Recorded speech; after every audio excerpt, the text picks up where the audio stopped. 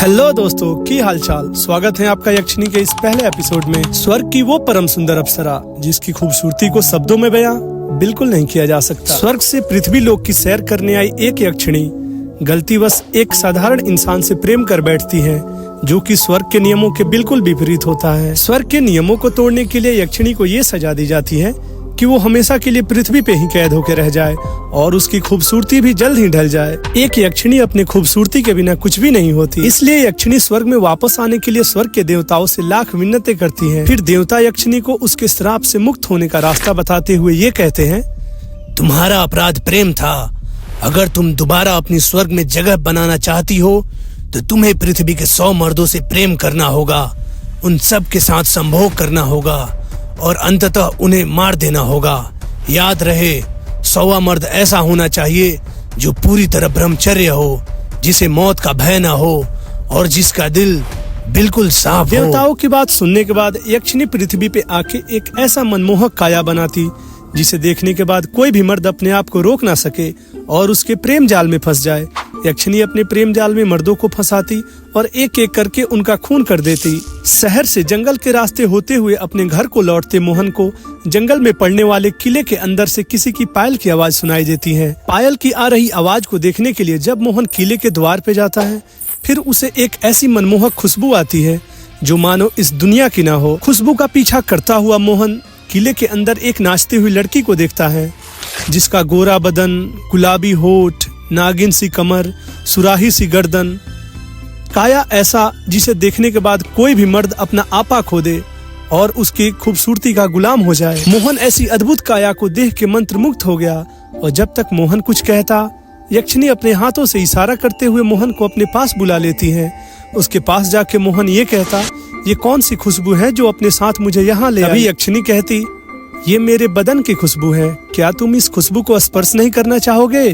जब तक मोहन कुछ समझता, यक्षिणी उसे किस करने लग जाती हैं और अपने हाथों से उसके तन बदन को धीरे धीरे छूने लग जाती हैं, जिससे मोहन कामुक हो जाता। अब यक्षिणी मोहन को अपने कमरे की ओर ले जाती है।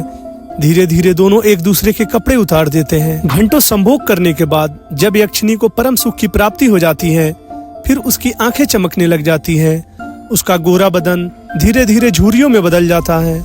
उसके नाखून बड़े होने लग जाते हैं, उसके काले बाल सफेद पड़ जाते हैं और देखते ही देखते वो एक खूबसूरत काया से एक पिशाचिनी में बदल जाती है। जब तक मोहन को कुछ समझ आता, यक्षिणी उसके टुकड़े कर देती है और उसका खून पी जाती है। मोहन का ये मर्डर यक्षिणी के लिए 99वां मर्डर था। अब यक्षिणी अपने मंजिल से सिर्फ एक ही खून दूर थी।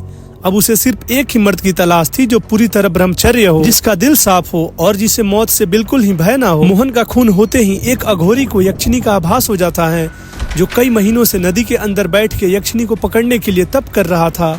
नदी से बाहर आते हुए अघोरी अपने शिष्य भैरवा को ये कहता है, अभी अभी उस दुष्ट औरत ने एक और खून किया है, ये उसका 99वां खून था। हमें उसके 100वें खून करने से पहले उसे कैसे भी पकड़ना होगा, नहीं तो फिर उसे पकड़ना असंभव हो जाएगा। अघोरी का शिष्य भैरवा अघोरी से ये कहता है, गुरुजी आप तो अंतर्यामी हो, आपको इतनी सारी शक्तियाँ और सिद्धियाँ हैं, आप उसका पता क्यों नहीं लगा लेते कि वो कहाँ पे है?